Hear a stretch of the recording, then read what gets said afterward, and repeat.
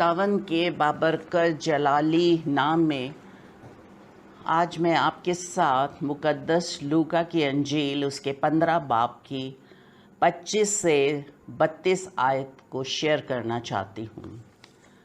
इस कहानी से अजीज़ों हम सब बखूबी वाकिफ़ हैं कि किसी शख्स के 2 बेटे थे। छोटे ने अपने बाप से अपना हिस्सा मांगा। बाप ने दोनों बेटों का हिस्सा उन्हें बांट दिया।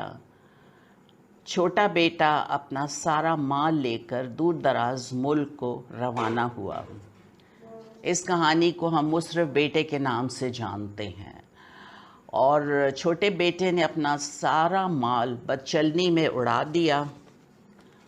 जब उसे होश आई कि मेरे बाप के तो बहुत से मज़दूरों को अफराद से रोटी मिलती है और मैं यहाँ भूखा मर रहा हूँ, मैं उठकर अपने बाप के घर जाऊँगा और उससे कहूँगा कि मुझे अपने मज़दूर जैसा कर ले। वो अभी दूर ही था कि बाप को उस पर तरस आया और बाप ने उसे देखकर गले लगाया और चूमा। बेटे ने उससे कहा, अरे बाप, मैं आसमान का और तेरी नज़र में गुनाहगार हुआ, अब इस लायक नहीं रहा कि तेरा बेटा कहलाऊं।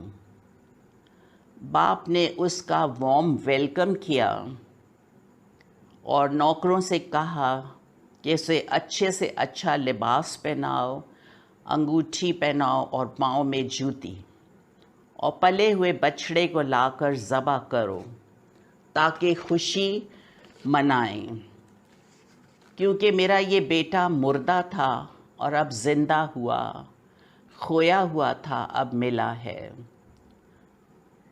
वो खुशी मनाने लगे। इसी अरसे में बड़ा बेटा खेत में था। जब घर के नज़दीक आया तो नौकर को बुलाकर दरियाफ्त करने लगा कि ये क्या हो रहा है। नौकर ने कहा कि तेरा भाई आ गया है और तेरे बाप ने पला हुआ बछड़ा ज़बह कराया। वो ये सुनकर गुस्से हुआ और अंदर आना ना चाहा। बाप ने बाहर जाकर उसे मनाने लगा। बड़े बेटे ने बाप से कहा कि इतने बरसों में मैं तेरी खिदमत करता रहा और कभी तेरे हुक्म अदूली नहीं की। तूने मुझे कभी एक बकरी का बच्चा भी ना दिया। तूने उसके लिए पला हुआ बछड़ा ज़बह कराया। बाप ने बेटे से कहा, तू तो हमेशा मेरे पास है और जो कुछ मेरा है वो सब तेरा ही है, लेकिन खुशी मनाना और शादमान होना मुनासिब था, क्योंकि तेरा ये भाई मुर्दा था, अब ज़िंदा हुआ, खोया हुआ था, अब मिला है। इसमें हम बाप की मोहब्बत पढ़ते हैं जो कंपैशन से भरा हुआ था। इस हवाले में अजीज़ों हम एक नहीं बल्कि 2 बेटों की कहानी के बारे में पढ़ते हैं। छोटे बेटे ने अपना होश में आकर अपने गुनाहगार होने का इकरार किया और बाप ने उसे गले लगाया। वापस आने पर खुशी मनाई।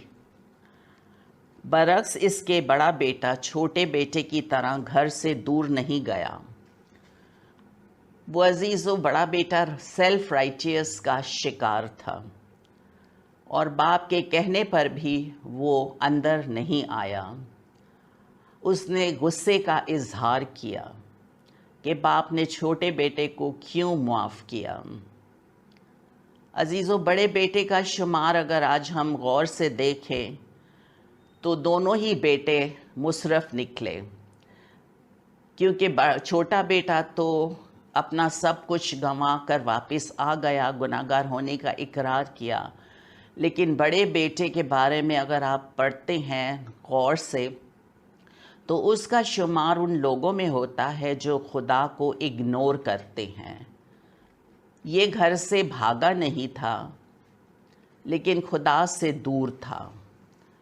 उसने बाप से गिला किया کہ میں نے تو تیری خدمت کی ساری زندگی، اور آج تک ہم بھی عزیزوں اگر اپنی زندگیوں کو پر غور کریں تو ہم بھی اپنی راست بازی کے کاموں کی فہرست خدا کی حضوری میں لے کر آتے ہیں کہ ہم نے تیرے لیے یہ کیا وہ کیا اور تو نے ہمیں کچھ بھی نہیں دیا۔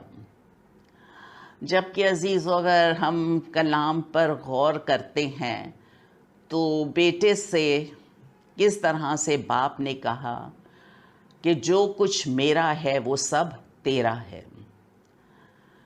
عزیزو، جو کچھ میرا ہے وہ سب تیرا ہے، یا آسمانی باپ نے تو ہمیں اپنا اکلوتا بیٹا ہی دے دیا، اور یہ جو کچھ خدا نے کیا وہ اس کی محبت، پیار اور فضل ہی تھا۔ بڑے بیٹے کو باپ کی محبت کا اندازہ نہیں تھا، جبکہ اس کا باپ محبت سے بھرا ہوا ہے۔ خدا کی صفت معاف کرنا ہے۔ خدا باپ نے کس طرح چھوٹے بیٹے کو اپنی محبت میں معاف کیا جب اس نے اپنے گناہوں کا اقرار کیا۔ بڑا بیٹا مادی چیزوں کی فکر میں تھا، اس کے اندر لالچ تھا، اور وہ ابھی تک کسی طرح سے بھی سب کچھ حاصل ہونے کے بعد بھی اتنا بڑا وعدہ باپ نے دے دیا کہ جو کچھ میرا ہے وہ سب تیرا ہے، لیکن پھر بھی اس کو اس سے تسلی نہیں ہوئی۔ آج بھی ہم میں سے کئی خدا سے زیادہ مادی چیزوں کو اہمیت دیتے ہیں۔ ضرورتوں کے لیے عزیزوں ہمیں خدا پر بھروسہ رکھنا ہے اور ایمان سے اس سے مانگنا ہے۔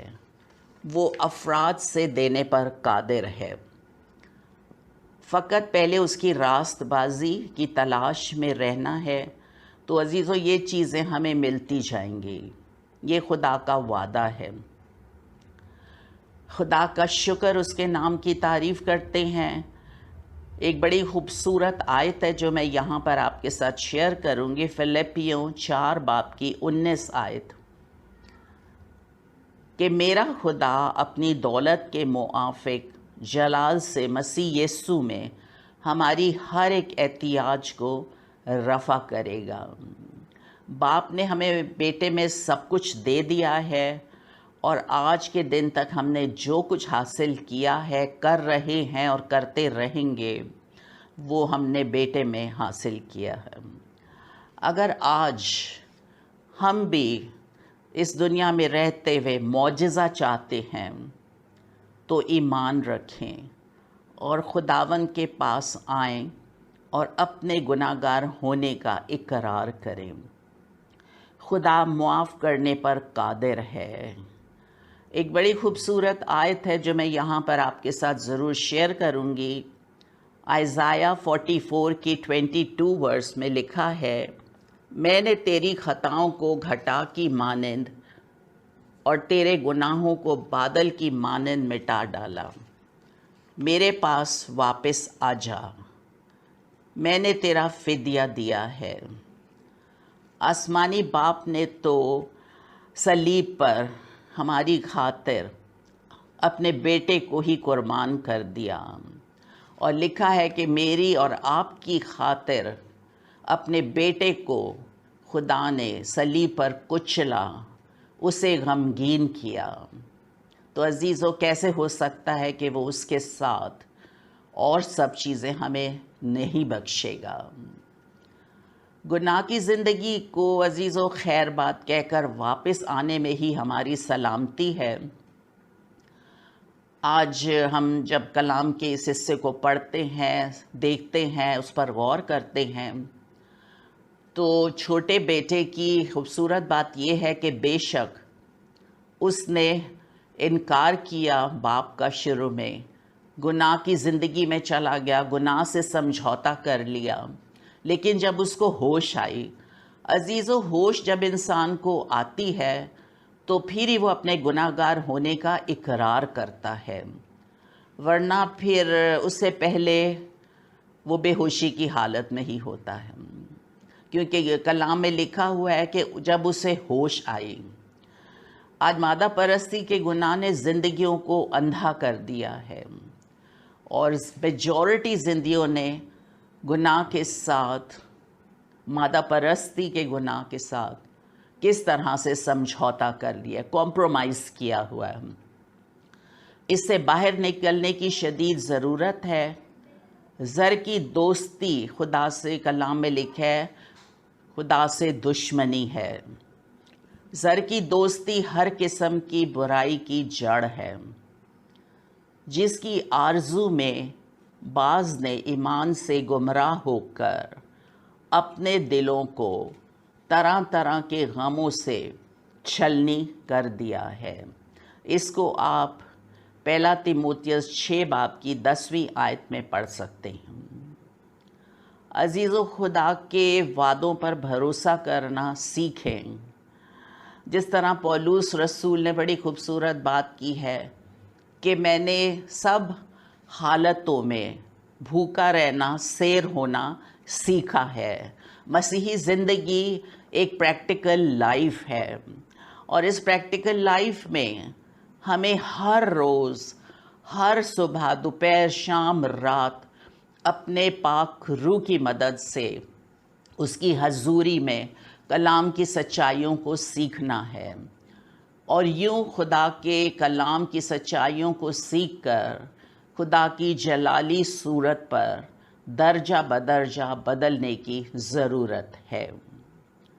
عزیزو، خدا تو ہر طرح سے آپ کو سیر کرنا چاہتا ہے۔ ہمیں خدا سے لینا نہیں آتا۔ مسئلہ دینے میں نہیں ہے، مسئلہ لینے میں ہے، کیونکہ لینے کے لیے ہمیں ان ساری باتوں کو پہلے پورا کرنا ہے جن کا تقاضا ہم سے کلام کرتا ہے۔ آسمانی باپ چاہتا ہے کہ ہم سب سے پہلے دل سے اس پر ایمان لائیں اور اپنے گناہوں کا اقرار کر کے گناہوں کے اعتبار سے مر کر راست بازی کے اعتبار سے جینا سیکھیں، اور اپنی روح کو مسیح کے ساتھ خدا میں پوشیدہ کر لیں۔ اگر ابھی تک ہماری روح مسیح کے ساتھ خدا میں پوشیدہ نہیں ہے تو عزیزو، یہ ایک بہت خطرناک حالت ہے، کیونکہ ہم نے اپنی روح کی سیلویشن کو اگر ابھی تک حاصل نہیں کی، جو سب سے بڑا معجزہ ہے، اور اگر ابھی تک یہ معجزہ حاصل نہیں کیا ہے تو کلام میں جیسا بھی ہم نے سیکھا کہ چھوٹے بیٹے سے جب گناہ ہوا اور وہ گناہ کا اقرار کر کے واپس آیا تو کس طرح سے باپ نے اپنے بڑے بیٹے سے کہا کہ تیرا یہ بھائی مردہ تھا، اب زندہ ہے۔ کیونکہ اگر ہم نے یہ سلویشن کا معجزہ، روح کی سلویشن کا معجزہ حاصل نہیں کیا تو ہم موت کی حالت میں ہیں، مردہ حالت میں ہیں۔ آج عزیزو، ہم جسم کی بہت فکر کرتے ہیں، جسم کی چیزوں کی بہت فکر کرتے ہیں، جبکہ ہم جانتے ہیں کہ یسوع مسیح نے کہا ہے کہ جسم سے کچھ فائدہ نہیں، زندہ کرنے والی تو روح ہے۔ ہمارا اپنے خداوند یسوع مسیح کے ساتھ روح کا رشتہ ہے۔ اپنی روح کو سیو کر لیں۔ خداوند یسوع مسیح نے تو صلیب پر ہمیں عزیزو نجات، مخلصی، گناہوں کی معافی، سبھی کچھ دے دیا ہے۔ کیا آپ نے یہ سب کچھ ریسیو کر لیا ہے اور ابھی تک قبول نہیں کیا اس چیز کو؟ تو آج عزیزو موقع ہے، کیونکہ کلام میں لکھا ہوا ہے کہ اگر آدمی ساری دنیا کو حاصل کر لے اور اپنی جان کا نقصان اٹھائے تو اس کو کیا فائدہ، اور اپنی جان کے بدلے میں وہ کیا دے گا؟ عزیزو، ہم کلام کو سنتے ہیں، پڑھتے بھی ہیں، اور بہت مرتبہ ایسا بھی ہوا ہے اس پر عمل کرنے کی کوشش کرتے ہیں، لیکن دشمن ہمیں ایسا کرنے نہیں دیتا ہے۔ آج سب سے خطرناک چیز جو ہوئی بھی ہے دنیا میں وہ صرف یہی ہے کہ جس طرح باغ عدن میں ابلیس نے کس طرح سے کلام پر یہ اٹیک کیا تھا کہ کیا یہ لکھا ہے. آج سب سے زیادہ بڑا حملہ اس کا کلام پر ہی ہے. وہ ہمیں کلام کی سچائیوں پر قائم نہیں رہنے دیتا. اگر آج ہم قائم رہے ہیں تو اگلی ہی گھڑی وہ ہمیں کوئی ایسی چیز ہمارے ذہنوں میں ڈسیو کرنے کے لیے ڈالے گا کہ ہم اس گناہ کا شکار ہو جائیں گے. تو عزیزو، کلام میں جیسا بھی ہم نے مختصر طور پر یہ سیکھا، اور میرے دل میں یہ برڈن تھا کہ ہم اس کلام کو مل کر سیکھیں، شیئر کریں، کہ 2 کیریکٹرز ہمارے سامنے ہیں. ایک کیریکٹر چھوٹے بیٹے کا تھا، مصرف بیٹا جس کو ہم کہتے ہیں، لیکن اکثر ہم اس بڑے بھائی کے بارے میں اتنا نہیں سیکھتے. حالانکہ اس بڑے بھائی کی جو میجورٹی کی دنیا میں آج یہ ہو رہا ہے کہ لوگ جو ہے 2 مالکوں کی خدمت کر رہے ہیں. مادہ پرستی سے انہوں نے اتنا دل لگا لیا ہے کہ ہمیں اس کا شاید اندازہ بھی نہیں ہے کہ تاریکی کی طاقتیں آہستہ آہستہ ہمیں کہاں سے کہاں لے کر جا رہی ہیں. میں آج آپ کی بہن ہونے کے ناطے، ماں کے درجے کے ہونے کے ناطے آپ سے یہ کہنا چاہوں گی کہ وقت کی قدر کرتے ہوئے ہمیں سیلف رائٹیسنس کا شکار نہیں ہونا ہے. اپنی دنیاوی کاموں کی راست بازی کی فہرست نہیں خدا کے سامنے لانی ہے، کیونکہ خدا تو ہمارے دلوں کو جانتا ہے کہ ہمارے دل میں کیا کیا ہے. دلوں کا، گردوں کا جانچنے والا خداوند ہے.